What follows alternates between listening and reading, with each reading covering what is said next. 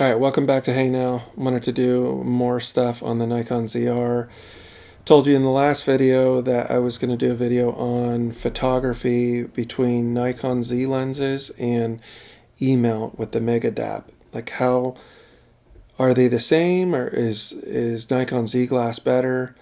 So anyway, let's jump into these results so you can see what I found and make a decision for yourself. All right, so we are in Lightroom, and I brought these images in. I took these last night, and pretty much they're already graded. So why don't I ungrade them? Let's reset these. Okay, so as you can see from the information at the top or down here, is that this is, it says Sairui 40mm f1.8. That is not correct. This is actually my Tamron 28 to 75. I don't know why Nikon's information is wrong on this. This is the same. It's my 28 to 75 Tamron Sony. Now we go into the Nikon glass. And this is my friend let me borrow his Nikon Z 24 to 70 f4. All of these shots I did shoot in f4, as you could see. They're all done at 12,800. What I wanted to see is 12,800 is really pushing it. Even with my Canon, even though the Canon, it looks sharp, but with Sony and Nikon, it seems to be softer, but I think the Nikon is actually better in low light than Sony. It looks like that from my findings. But anyway, so let's see here when we zoom in that this is my Tamron, right? And it looks pretty good, right? So then we jump on to the Z lens, and this looks good too. It's a little bit further in, but this now is back to the 24 to 70. And then this is the 24 to 70. So from what I can see, like detail-wise going between these, there's not much of a difference, honestly. I thought that the Nikon Z lens would do better than my Tamron, and it's not. It's about the same. So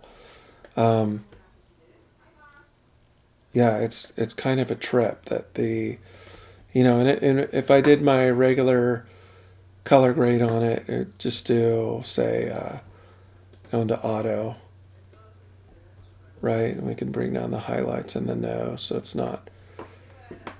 And we do that on this one too. Actually, this one was not reset. So let's reset this one. Auto, bring down the highlights and the face, and then same with this one. Let's go with a little bit more, do a little bit with the highlights, and then let's do this one. Do a little bit of the highlights, not too much there. And then the last one, let's reset this one.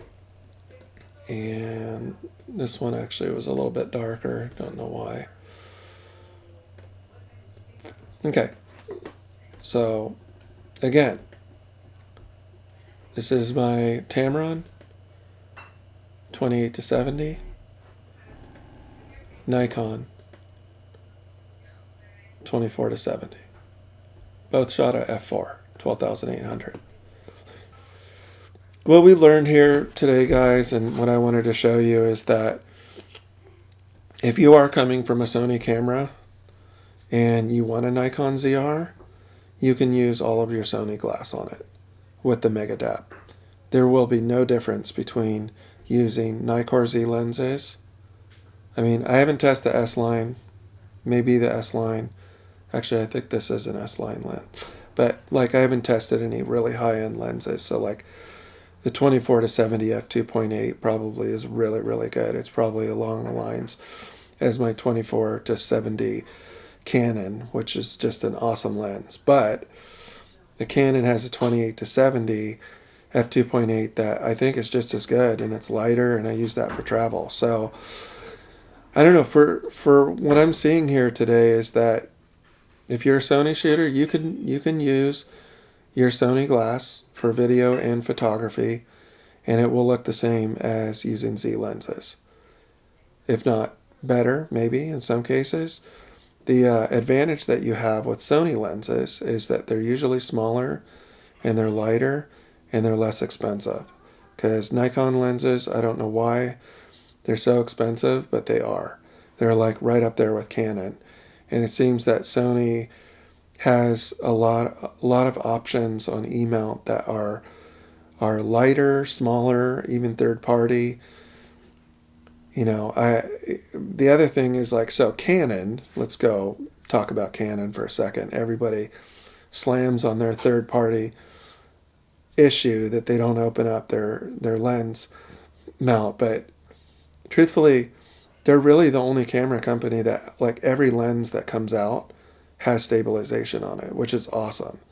Sony, they only put it on like their 70 to 200 and their stock lenses, like just lenses you wouldn't want, you know. It's like maybe the 24 to 105 f4 has it, which is good, but like same with Nikon, they don't put VR on half their, like, there's a very few lenses that have it, which sucks.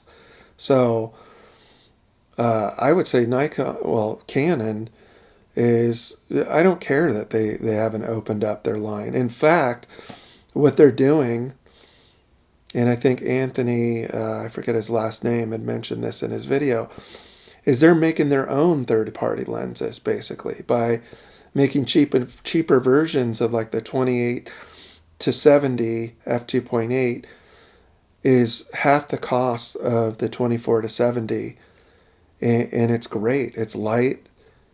So they're doing that, which I think is awesome, and it has stabilization on it. So I love Canon. It's right now my two favorite systems is Nikon and Canon. I really love the ZR, and that I get to use my Sony lenses on it.